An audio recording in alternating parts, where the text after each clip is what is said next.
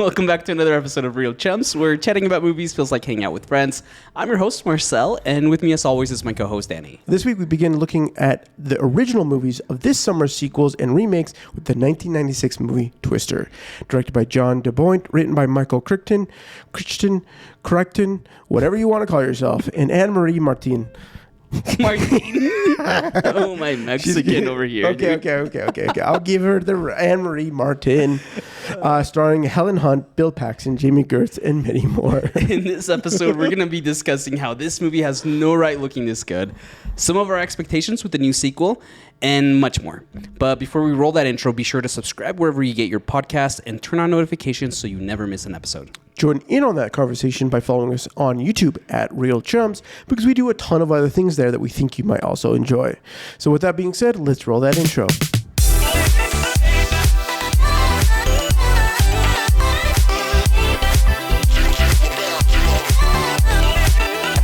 Question of the day. I have a great question of the day. Ooh. When was the last F5 tornado? I don't know, man. Come Are on. you kidding me? Who do you think I am? That wasn't like the first thing you Meteorologist? Who's our local meteorologist right now? I don't know. But no, I have no idea. When was the last F5? May 20th of 2013. Where? It was in Moore, Oklahoma. I think I remember. It killed 24 people, injuring 207, causing $2 billion in damage. 2 billion? That's correct. 2 billion with a B. In damage. In damage. Middle of nowhere, Oklahoma. Yeah. I mean, did you not see the giant? Like, I was just in Fargo, North Dakota. Okay. All right. There's like 10 people and like 100 of these. 10 people. I'm sorry, Fargo, North Dakota. I don't mean to like hate on you. I just we lost a lot of our listeners in North Dakota just now. Did you hear that? That's the people storming away. Storming away. Yeah. No, there's more than 5. Anyways, we were out there, but there was like we were at this fair for work, and there was like these big A tractor thingies, and 2 of them were thrown around in this movie. Okay. It was like the big red thing with like a weird arm stick. Anyways, those things are massive. I'll see. I think I have a video clip that I could probably show of me like filming it with like a person standing next to it, so we get a perspective. If I can find it, or if I have it with me when I'm editing this, I'll throw it in. Yeah. Category 5s. It's crazy that it's been that long since we've had that one, but I'm glad because those things are scary. At least the one in this movie was a mile. A mile long. The base was a mile wide. Yeah, I'm gonna see if I can. I was gonna see if I can actually figure out. I didn't check that to see how long the this one was. There was a good stint where there was a Category 5 or an F5 tornado. Okay. Almost every year, if not 2. Really? Yeah. I was like trying to do some additional research, but I can't remember. Apparently, in 1999, there was an F5 tornado that almost wiped out the entire town of Greensburg, Kansas, which is, anyways, crazy. It doesn't give me the breakdown of like how wide this tornado was, but pretty wild. That is wild. The other question I had, this is the follow-up question for you. Have you ever been involved with like a tornado situation? Never, dude. So, I worked in news for 2 years. I went to Memphis, and Memphis isn't necessarily like part of the belt. Yeah. Right? The tornado belt, is that what they call it? Or the whatever. There's like a specific area where all tornadoes happen. In any case, but we did have tornado alarm warnings, and they take it very seriously. Meteorologists and thunderstorm warnings and like tornado warnings and all this stuff is like a very big deal when it comes to news. Yeah. Because one, like, it's dangerous. Like, anyways. And I remember I was asked to go do some coverage for this like possible threat in a town nearby. And I go out there and I'm like, it's like, I don't know if there's like ton of stuff in here. And all of a sudden, like, blaring, just alarm, like you remember when you were in school and you had like the like alarm bell like for like a drill? Yeah. It was like that, but on steroids on the entire town. Just like, meh, meh. And I'm like, what is this? Like, it's a tornado warning, bro. And I'm like, okay. So I got some footage and went back and, gave what I needed to do.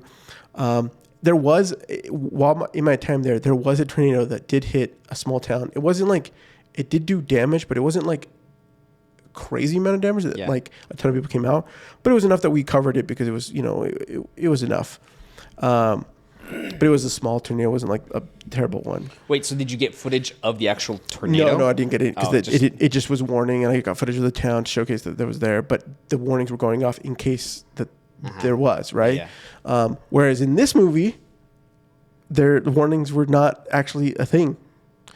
Except for 3 minutes. They were like, not even. Yeah, it was like, they say that it's 3 minutes, but then it's like 30 seconds before it hits. Yeah. So anyways, just a reminder that like natural disasters are just absolutely wild. And I kind of appreciate movies like Twister to remind us that like Mother Nature is the true ruler of this planet. Okay. Anyways, let's just hop into this movie. I'm going to give it a breakdown. This movie is a classic. This movie was made in 96. 96, dude. I'm going to tell you right now, this movie has no right looking this good. Okay. Yeah. This movie reminded me of Mission Impossible 1 when I rewatched it a couple years ago, where I was like, this movie freaking looks amazing. Which also came out in 96. I didn't check, but I was pretty sure that it also came out that same year. Pretty sure. Do the fact check. In any case, this movie looks amazing. I don't know. I don't have my laptop here today, so will you check to see what camera they shot this on? It's some film camera. That just reminds me of like you shoot a film really well, it's gonna stand the test of time. Yes. Where I think there's some movies in our early, like in the 2000s, that like don't even stand a chance at looking as good as we thought they did when we first watched them. It was shot on film using the Ariflex 35 3 camera. Okay, so I was pretty sure it was an ARRI camera, and I was pretty sure it was film, which is there. But in any case, this just goes, I guess, to show like the integrity and the way they went about shooting it.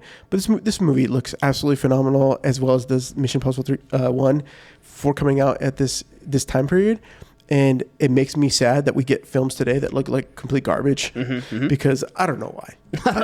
Like I go back, it's just like they're like extra dark and like I can't see anything. Like these guys, like just phenomenal.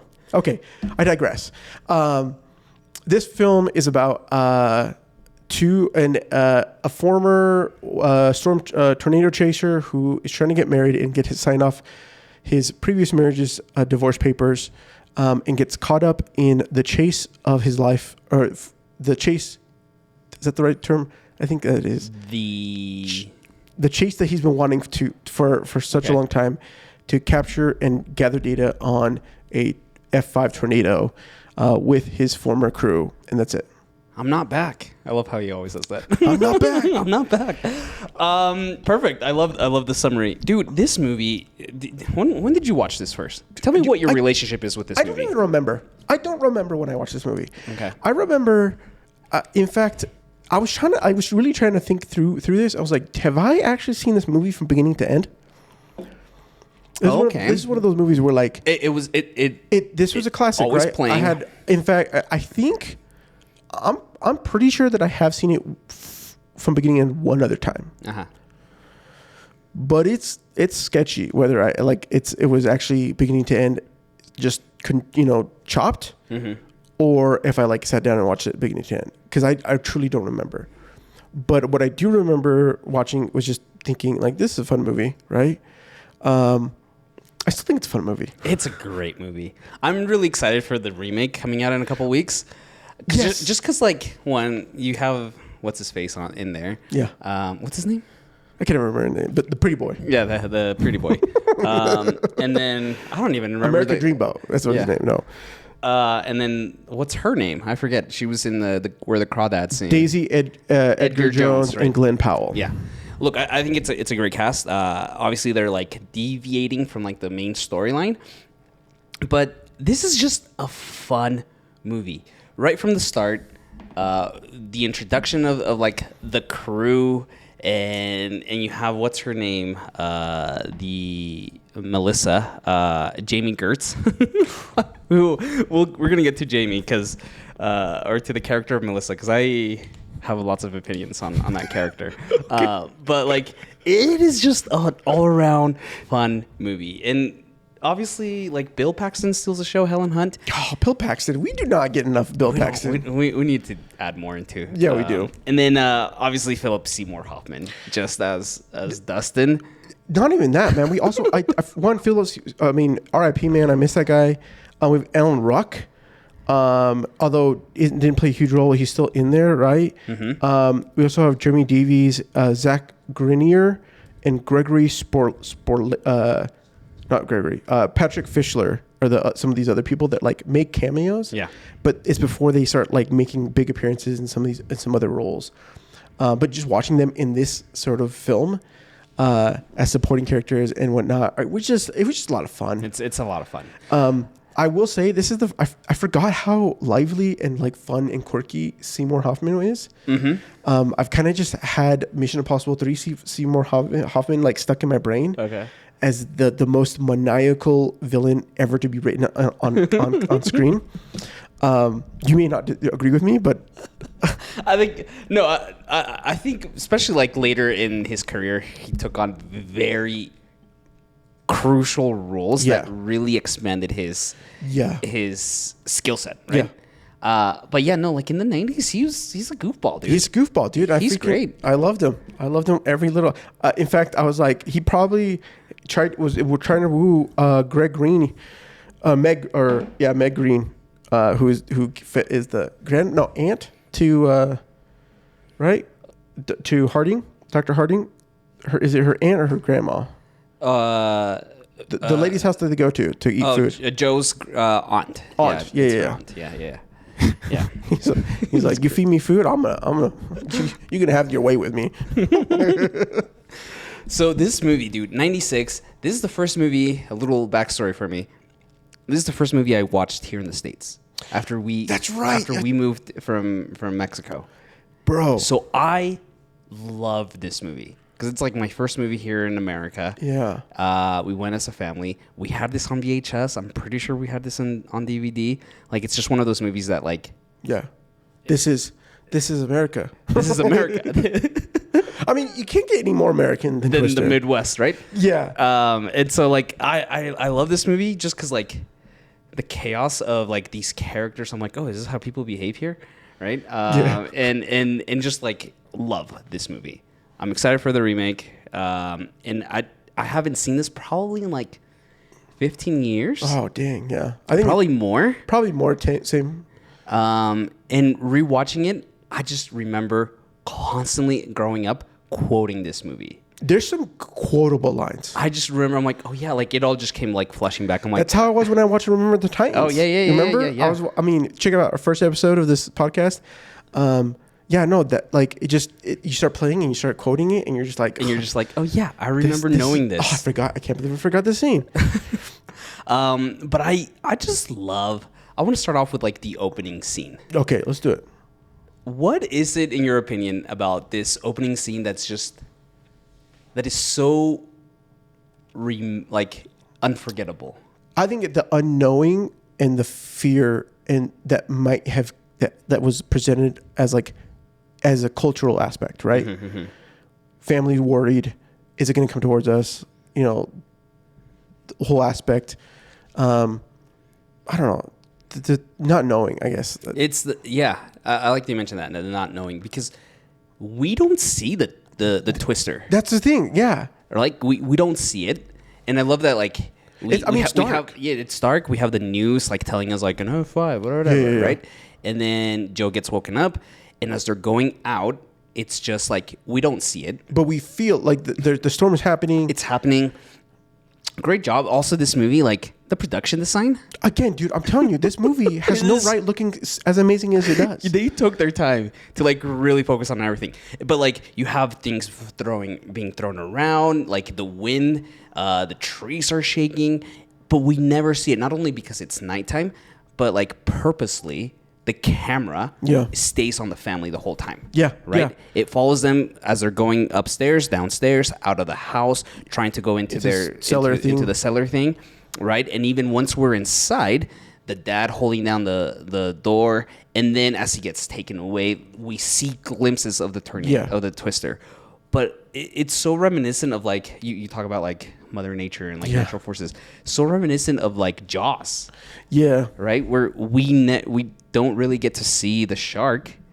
We see the aftermath. Yeah. But like I love that the movie, we don't see our first tornado until like 30, almost 40 minutes in, and we get quite a few. And then it's just back to back a bunch of twisters, right? I think that was one of the, we'll get to some of the more of the twisters, but like this opening scene, I think for me, like you said, like the fact that like Harding as a kid is so just kind of like, she's, you know, you're a kid at that age, you're just trying to figure out what's happening. You just know you're being yanked and you're following this family. Having the worry of people that you love, like adult figures, right? And have this thing rip them away. Literally. I think it's just a great choice. And in fact, I'm really curious to see how they're going to open up twisters. Yeah. I think that's what I'm most like anticipating is how are you going to introduce these characters, one, and two, like how are you going to top this? Because I think this is just a great introduction to the movie, to Joe's character, and why she's so, what's the word, traumatized, so adamant about wanting to know what the inside looks like. You know, it's funny you say that because I was trying to think of like, is she traumatized? Is she truly traumatized? Or is she fixated on finding the answer to why that it happened? Is she so fixated on finding out the truth of how it happened because she is traumatized, dude? I think that, and I think the first twister that we see, her and Bill Paxton, right? They're going in her truck, and then they get stuck. He decides to go on that little canal, and then they get stuck. And is that the one where she kind of like wants to go out and like she drives him for saying, "Have you?" Because she's like, "Get out there." Yeah. And he doesn't do it, and he's like, "Have you lost your wit?" And then he gets mad, and he goes into the freaking dumb ditch, and he can't get out. Worst decision ever. Come on. But like there's several times where she just kind of like just wants to like walk towards the twisters, right? Yeah. She's so fixated, but I think there's this trauma in her of like just being drawn towards it, right? Okay. And then obviously how that one, I think it's the second one where they're on his truck, and she starts kind of walking and like he has a whole little monologue of like, I'm here, right? Like, you're so fixated on this, but like you don't realize what's going on around you and like the more important things, and it's me, right? So I like this character of Joe, of how fixated she is on wanting to find a solution to, quote unquote, give warning to other people, but it really is to like help her manage her trauma and her issues. Yeah. And I think it's just a wonderful like character description and like basis to like fuel her motivations, these dumb situations that she gets into, and also to like also drive like the divorce as to why like his character is Bill, right? Is it? Yeah, I think it is. Yeah. As to why Bill is going for this divorce, right? I think it's such a fun. I love the character of Joe, and I think oftentimes the movie just really focuses a lot on Bill's character, on Bill. Yeah. But like she is kind of like the driving force in this. Yeah. Do you think that? Okay, so this is something I thought I was thinking specifically is like, would this movie have been better if we were more on Joe's character? I think we get plenty of her, but I just think I don't know if the marketing was just so focused so much on Bill, or I mean, I think we get a lot of her, but I don't think because watching this for the first time, right? If you're watching this for the first time, you don't recognize that the only person that Joe was the girl at the first of the movie. Mm-hmm. Yeah. Right. Okay. Yeah. Until you get to Aunt Meg's house and they're having the discussion. She goes in the shower, right? And we start to then we move in that next half of the second. Mm-hmm. That was towards the second half of the second act. Yeah, second act, right? And so that's when there is that speech with Bill and Joe, and they kind of rekindle their love a little bit, right? With the fact that Joe's caught up in that tornado or twister, right? But I feel that's something I think I lacked in the first before that mm-hmm. I wanted a little bit more growth, and we tried to have it when what's the new fiance's name? Melissa, and Jill are having the conversation at the diner. And she's like, you still love him, don't you? Right? Like this idea. But it feels, I think because of where we've come with films and I think it was totally fine when it first got released. But I think watching it now, sure, it feels a little weaker. Yeah. And so I think what I'm hoping is that with this reboot sort of film, that they do a better job at highlighting the person that needs the growth sooner, even if they don't spend it's equal time, but we get that sort of like, oh, the real person that needs the growth is this other person. And I think that character is going to be Daisy Edgar Jones' character. Yeah. I think she's the lead in this movie, which again, hopefully they do that. But let's actually talk about Melissa. Okay, because I think part of this issue is that Melissa, she functions as the expositionary character, right? Yeah. Her whole purpose there is to like provide context for us. Which is super weak. And then she gets shafted at the end, which is horrible. Like she got roped. They were good. All they were trying to do is get a freaking document signed, and the next thing from the ex-wife, and the next thing she knows, he's going back to her. Going back to her, yeah. But like her, and I think maybe that's why the character of Bill stands out more, because Melissa's constantly with Bill, and she's the one that's asking these questions. So why won't she sign? Or who have any of you guys seen an F5? Right? Yeah. She's the one that's asking these questions and giving us and providing the exposition to happen. Right? Yeah. The whole thing with like the Dorothy. And you know me, I love a good exposition when it's done right. I love exposition. Did they do it right here? I thought it was fine. Yeah, it's fine. It's fine. I agree. I do like how, she asks, what's Dorothy? And then he gets on the truck and he's like, oh, these little sensors will go up into the tornado, and that way we can have and the explanation, right? But like, that's maybe why we resonate more with the character of Bill, because he's the one that's providing all the exposition, because you have this character that's just kind of there to serve as how do we explain the divorce? How do we explain how Dorothy works? How do we explain how tornadoes work or twisters work, right? We need a Melissa there. That's fair. And I think that's why that character is so weak, and maybe probably why they don't have that character in this new version. Again, we haven't seen it yet, but it doesn't seem like there's any kind of divorce or existing relationship between our two leads here. Yeah. Again, it'll be interesting, but I do like the idea of like having these two individuals that were married, divorced, and have to come back, and you're pushing them to tell what the trauma is, or why they ended up falling apart. Yeah, I agree. I think Bill and Joe's character, I think, as much as Melissa, was weakly used, like you said, she provided the purpose for what we needed. She provided some really great little moments. What was it? Sorry, Susan, I gotta go. There's cows. Sorry, I gotta go. There's cows. But also like, her, getting dragged along on this chase, right? And witnessing a different, to me, I think some of the best parts from her were when she starts to realize that she hasn't seen Bill in this light ever. And I think I don't necessarily blame her for saying, oh, you know what, you're going to be with, you should be with Joe. It's more of, I think for her, it's like she knows there's nothing that could top what they just went through. Yeah. In the sense of like, you get bored or whatever, right? Like, the chill chase to try to find more research or whatever. Literally, the character is written for us to be bored out of it, out of her, and like move on to a whole other act. Yes. Right? And so like, it's funny.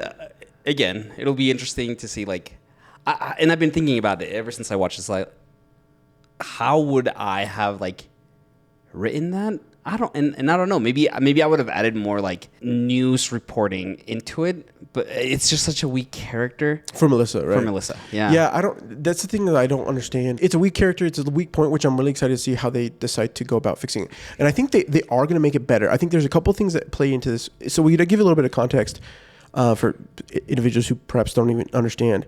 Like storm chasers actually made really good money. Do they? No, I'm not saying. I said really. They used to make really good money. They used to make. Oh, okay. So here's the way how it used to be. Like I ran into a guy on a client shoot when I was in Denver who now drove Uber, but he used to be a huge storm chaser, and it used to be that like because it required a set of money and gear and a little bit of balls to go out and try to go chase these to get these sort of images and footage and for news stations, as well as individuals like Bill and his team and the other team who were trying to get additional data to be able to study and to get understanding, right, to be able to make better systems and whatnot. And so research companies, news stations would actually pay people for the footage and to be able to air it. And so you could get licensing agreements or you could get it syndicated, and then you would get a pretty good payback on that sort of footage that you would get, right? And camera gear isn't as ubiquitous now. Like everyone didn't have the camera in their pocket, as well as the fact that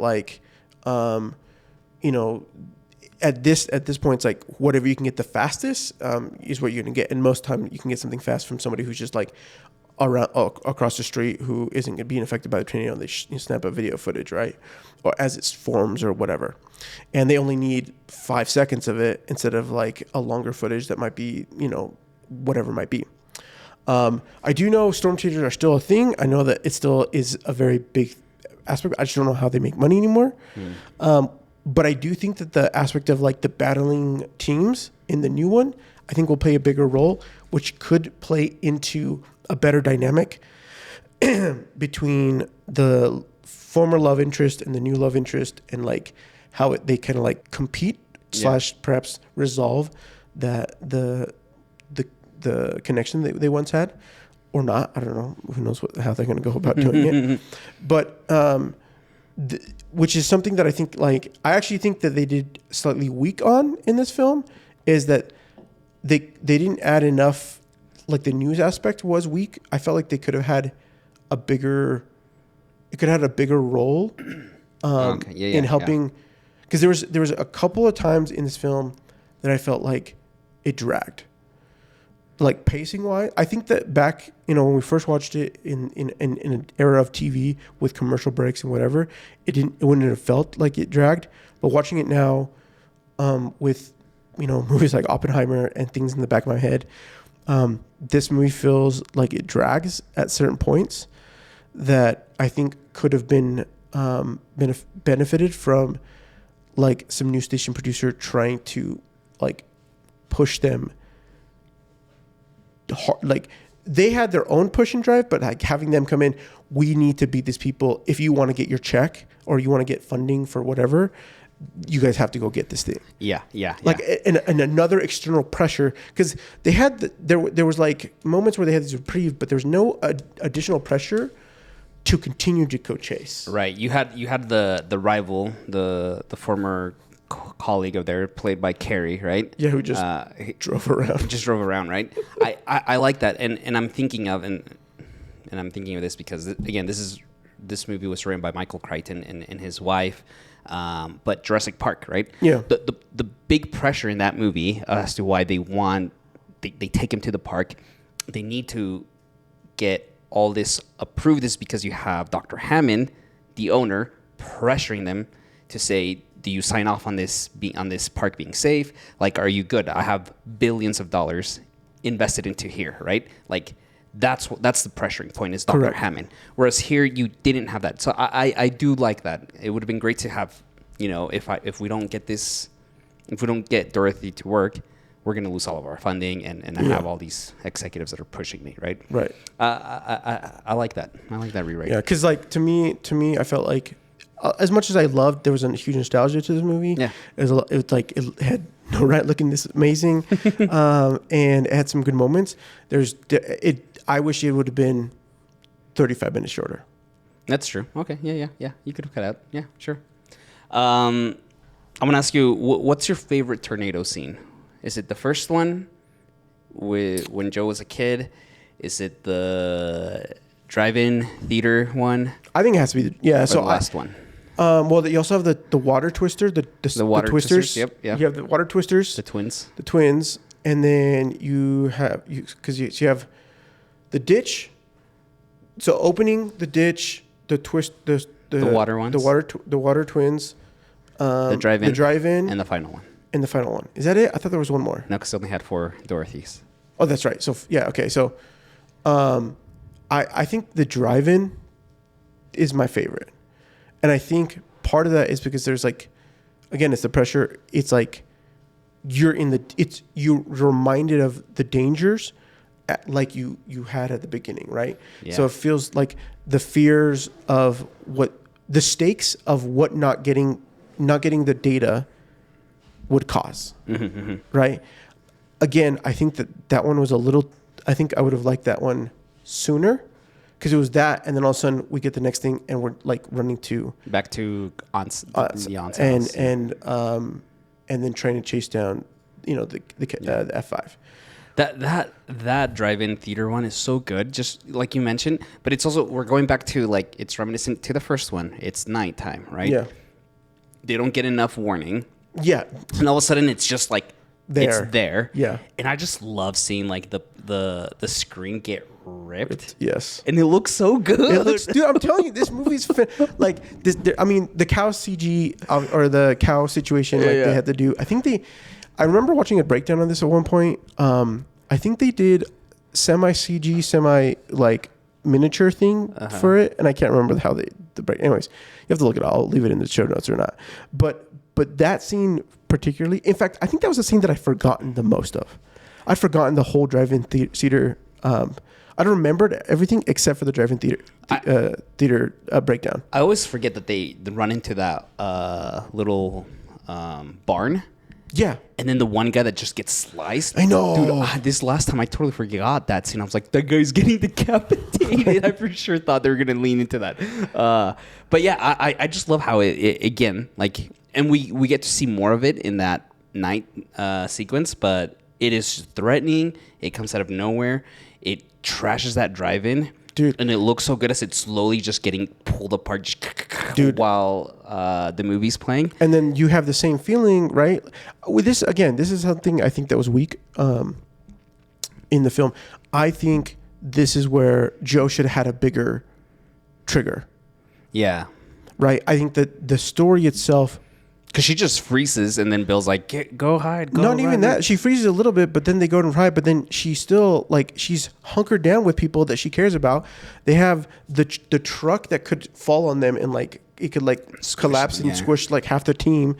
The guy gets freaking sliced with the hubcap, and she goes and helps him, right? But wouldn't, to me, she, it's a mixed bag on, what, it should have been where Bill had to fully drag her. She was could have been fully triggered, maybe even throwing some flashbacks of some kind. Yeah. Or because they had. I mean, they kind of went with it. They're in that the garage thing, and the tiles on the ceiling of that garage are ripping away. Mm-hmm. Yeah. Right. That's yeah. And so, and I even rewinded it. I was trying do I like this? And I do, but part of me feels like I said, I think if they had it a little bit sooner, she gets triggered. Joe is she's now shook and reminded of her early days. Yeah. They try to go no, and she gets, maybe hurt, and Bill's trying to he's picked up his wind. She's come down a little bit. And they have another moment, maybe with the twisters where they're spinning in the car. Yeah. And then they have a little reprise. They have a little bit of a reconnection. What is going? Are you gonna do this? Are we gonna step up the game? Have another, or maybe just that one scene where he has to pull her away because she's trying to walk towards it, right? and then have her the trigger of like the aunt and realizing, no, we got to do this. Like otherwise, we're just going to be more and more people are going to die every single year. It's a great scene. I love that scene. Do you agree with me? I do agree with you. I think, and it's interesting because we had such a emotional moment because that's right after he confesses, that he kind of still likes her or whatever, and Melissa hears, she's in the motel room, and so like we have this like very dramatic high. Then you introduce that scene where now it's like now we're having like a adrenaline high as viewers, and so like and then it just kind of dies down a little bit, and I understand like they then have to go back to the aunt's house. Yeah, but it's like it felt almost just like squished in there. It felt like this is the reason. Let's just put this in here so that way Melissa can exit out. Yeah, I see, and I think that's 100% because like I feel like, and I think it's just a pacing issue. Yeah, they really should have focused on like really digging into her trauma. And like you mentioned, like really having Bill pull in and like the motivations. This could have been a great opportunity to like really dig into the character motivations as to why they're doing what they're doing, with having flashbacks from her first time, etc. But I think it just felt so rushed as to like we just need to move on to the next, because that's towards the end of the second half of the second act, right? Yeah. We just need to move on into the third act, and it just felt so. The pacing was off. It felt like we just need to hurry this up and let's not focus on like the emotional beats and then get Melissa out of here so that way we can move on into the third act. And I think that's kind of like, I think that's the issue for me, is just you could have double whammied this by giving me an adrenaline high and also a character emotional high. Yeah. And that's what was lacking for me. I agree. In that set. Because like I remember we're in that like beginning of it's like the beginning of the second half or the second act where we have like, I'm like, how far am I in the movie? and I check the time and I'm like, oh, I got like a whole hour left. Yeah. Which is great. I mean, I love that. Like there's a lot to happen, but I'm like, and then all of a sudden you're at the last half and you're like, how much more? Oh, I have 20 minutes left? We're like, wait, we're going to cover all this in this little time frame? Okay. And so, yeah. And so I'm hoping. Yeah, and here's how I want to finish this conversation. Okay. What do you want out of this remake? Like, what are not necessarily like what are your expectations, but what would you like to see, and what are the reasons as to why remake this? And I think that's what we're going to be discussing over this whole month, right? We're going to be talking Deadpool and Wolverine, and others, but like, why make a sequel? Why make a remake? Why revisit this property? And what would you want done to enhance? Oh, good question. Okay, so I think the why revisit this film, the man versus nature. I think the man versus nature of this film is a great premise. Yeah. And then you throw in a little love triangle in it. I think it provides, like you said, you can have an emotional adrenaline, or you can have an adrenaline high and an emotional high, or emotional low, depending on how you want to go with it, that can be juxtaposed or amplified, right? Or complemented, whatever you want to go about doing it. That I think would provides a heart pumping and heartwarming possible experience. Right. I think the fact that, I think Twisters are some of the most visually like appealing when it comes to cinema. Like you've got this giant spiral thing from the sky that generates and can destroy at this level cities and kill thousands, cause billions of damage, and it being something that people are most people are running away from, running to, I think is a great premise. I think what they have to, the other aspect is that like what do they have to do, right? Yeah. I think that to make this new one Twisters work, I think they really are going to have to amplify the emotional beats of the film. This movie is a good movie. Yeah. It's a memorable movie. It's a nostalgic movie. But is it a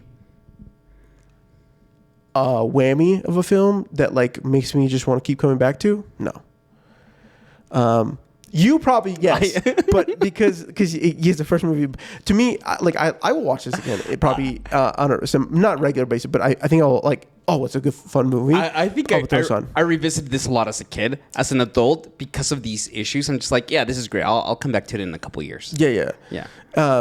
But if it hit the other notes, if you know some of the things we addressed, like if pacing could be fixed a little bit on like some of the beats.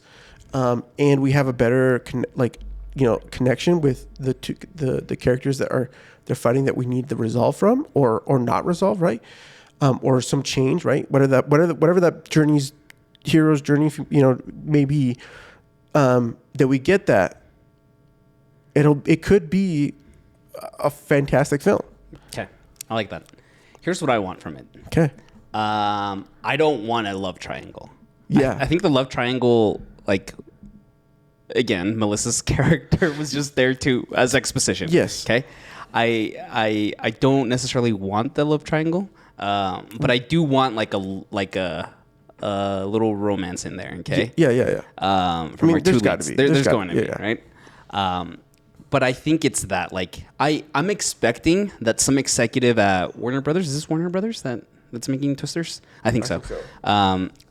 I'm assuming that SAS Lab, okay, let's go back to our buddy SAS Lab, is saying, oh, let's remake Twister. I want more tornadoes, right? I want more Twisters. I want big explosions, right? I'm expecting that. So like, whatever. Yeah. Over the top Twister stuff. I think I saw like in one of one of the clips on social media, there's like a fire Twister. It like goes through like an oil rig. Oh, okay. And then like it explodes. Okay. And so now it's fire. I mean, they could have had that in this first one. Yeah. Like, okay. That's what I'm expecting. Yeah. But I want those emotional beats, right? Like, I really want you to like lean into why Daisy Edgar Jones' character's really traumatized. Like, how are we going to come? What are her motivations? And really explore that. So that way, during these massive adrenaline high beats throughout the movie, you can also match that with the emotional highs, right? And I think you have great leads in her, in Daisy Edgar Jones, in Glenn Powell to really deliver that. Yes, you're gonna give me awesome like explosions and cool VFX on the Twisters, but I don't want just like big explosions. In addition to that, tell me why these characters are coming together. Tell me how they're gonna work together, and then drive those decisions from the characters into a good, fulfilling resolution. That, and I want the red truck. I want the. Let me tell you, as a kid, there's only two trucks in pop culture that just made me fall in love with trucks. This one, the red Dodge. Yes. Okay. And in Back to the Future, remember when Marty McFly, his parents gift him the black Toyota? Yes. Those are the two trucks. If I somehow become a millionaire, those are the two trucks. Those are the two trucks that I just want to have in my collection. Legendary. You know, I would take the burner. What was it? Seymour Hoffman's van. Oh, the Barnstormer or something like that? Yeah. Barn burner? Barn burner. Dude. That's what it was. Yes. I love that he's like jamming out. You know what I forgot about? This is sorry. I freaking love the 90s. The extra long straw that he has mapped in his car so he can just instead of having to like pick it up like a civilized person. Well, I'd be civilized when you can have it brought to you. Yeah, exactly. Look, I think. Go ahead. I just want to bring. Okay, so here's. Then I have a question for you. So, do you think then that is Anthony Ramos and Glenn Powell the two people that they're fight? So like. No, I think because Daisy Edgar Jones is with another crew, and Powell plays Tyler Owens. He's going to be possibly like he's the other Storm Chaser who's got like the huge cult following on social, right? No, I don't think so. I think she is the she's the retired tornado chaser and now a meteorologist. Yeah, that's what I'm saying. Being pulled back. But that's what I'm saying. She and her team, and with, I think Ramos is with her, Anthony Ramos from Transformers. Yeah, I don't know. I have to watch the trailer because my thing is, I'm pretty sure, dude. Or maybe it's not that. Maybe it's Brandon Perea. I'm saying, like, my thing is like, okay, if there's a little bit of love interest, what is the other external motivator? Because like I feel like in this one, the new Twisters, there's gonna be a little bit more like conflict. Because like in this other one, there's like they just show up and they're like get mad at each other. There's not like a real competition other than him stealing his stuff and like posing it as his own, right?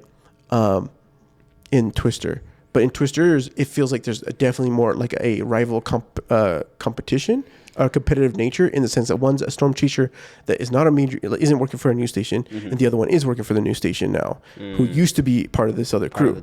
Okay, I've only seen the first like trailer because I didn't want anything spoiled. So since I didn't see any of that in the first trailer, I was just like, okay, cool. Okay. Because I'm just like I would love to see.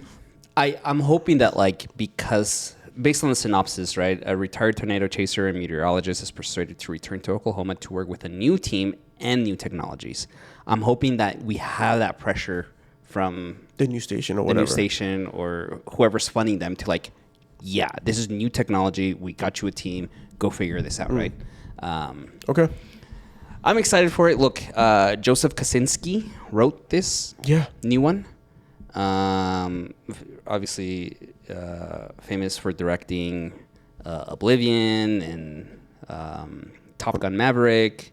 All phenomenal movies. Tron Legacy. And directing the new Brad Pitt Formula One movie. So like I'm excited because he has a track record for really adding emotional beats in high adrenaline situations. Yeah. So my expectations are high. We gotta go see this together. Yeah, we're there. Like this, let's actually make this happen because we say that and then we freaking have lives. We have a million things going on. Yeah, this is why we had to scale back production. I hate it. I'm not gonna lie. I really miss. I really do miss our regular setup. Soon we'll get back to it. We'll get back to it. Okay. Last moment. What's your favorite line? What's your favorite quote? Loser. Move on. That's my favorite line. I don't know if I have a favorite line. I'm gonna see if I can find whatever. Because there's a lot. I could see definitely as a kid falling in love with this movie. Yeah. And totally quoting this all the time. I would quote this movie all the time, or whenever it was just playing, like I would just in the background, I would just be quoting the entire time. Yeah. That's definitely my favorite line. Just Philip Seymour Hoffman's delivery on that is just so good. There's another one he had that I was like, I should have wrote that down. I'm trying to think. Give me a kiss, bro. What is he? No, that is the loser one, right? Yeah, when they're driving by and he's trying to kiss them. Yeah, and then he just loser. Yeah, that's great. It's maybe not my favorite, but the butt naked, not naked. I was not naked. He was without apparel, half naked. Okay, so Joe's yelling at him to get out of the way, right? And he just strolls up to the Twister and says, "Have a drink," and chucks the bottle onto the Twister, and it never hits the ground. The Twister caught it and sucked it right up. Honey, this is a tissue of lies.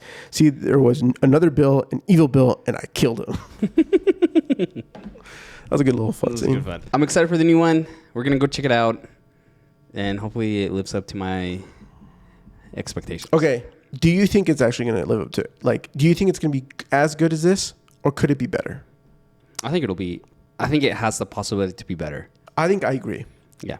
I think this movie could has the foundation from this first one. Mm-hmm. Beats it if they took notes well with better technology nowadays and maybe reworking with the director and writer. I think they can really send it home. Yeah. Which would be a great. I know we just with Birdman, but do you think it'll do well in the box office? Sorry. What's her name? The critic. I just care about Tabitha. Tabitha. Now she's stuck in my head. Yeah, I don't know. I don't know anymore. I don't know. It's so unpredictable. I think it's smart that they're not really like leaning into this one that we just talked about, the 1996 one. And this is a conversation for another time, because I think these like legacy, I don't know what to call them, legacy IPs, where they decide to like revisit the IP decades later, like the Top Gun Mavericks. Anyway, I think it's smart that they're just kind of like twisters. Yeah. It has no tie into the previous one. It just is. It just is, right? Like we're taking the concept of this screenplay and doing something completely new with it. I think that's smart, because you often alienate viewers who haven't seen the original Blade Runner, the first one, and then you get an awesome new Blade Runner, and people are like, "What is this?" Yeah. Right. Okay. So yeah, I think it hopefully does perform well.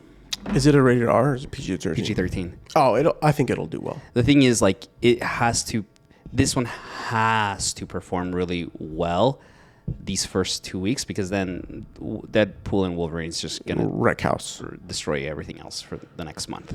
Okay, we hope you enjoyed today's episode. We'd love it if you leave a review wherever you get your podcasts, because it really does help us get discovered. More importantly, we want to hear from you. What did you think of Twister? What did we miss? What are your favorite scenes from it? You can always connect with us on our socials at Real Chums, or email us at realchums.com. You can connect with me on Twitter it's okay. You can find me on Twitter at Marcel. You can find me, Marcel, on Twitter at Marstrosity, MarCtrosity. And me, Rubio_TV. Join us next week as we watch the first Deadpool movie with Ryan Reynolds.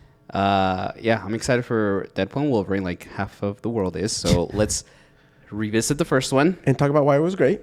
And how such a small budget was great, whereas this new one is 300 million. Yeah. Whereas the first one was like a 20 million budget. Yeah. Yeah. We'll talk about it. Okay, we'll catch you guys next time. Bye.